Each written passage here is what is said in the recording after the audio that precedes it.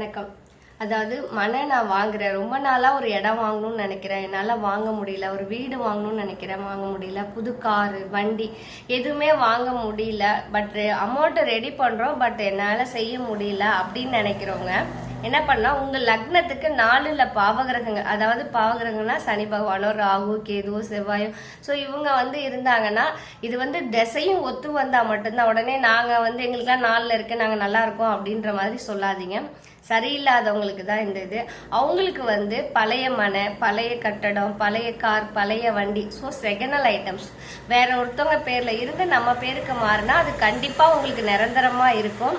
இந்த மாதிரி ட்ரை பண்ணிங்க பாருங்க ஃப்ரெண்ட்ஸ், நல்லா இருக்கும். ஏன்னா நிறைய பேரோட ஜாதகத்துல பார்க்கும்போது 4ஆம் இடத்துல இருக்கிறவங்க கண்டிப்பா 50 வருஷம் 40 வருஷம் கட்டின கட்டடம், பழைய வண்டி, பழைய காசு இந்த மாதிரி வாங்கி வச்சிருக்காங்க. அது அவங்களுக்கு நிறைய அதிர்ஷ்ட வாய்ப்பை கொடுத்துருக்கு.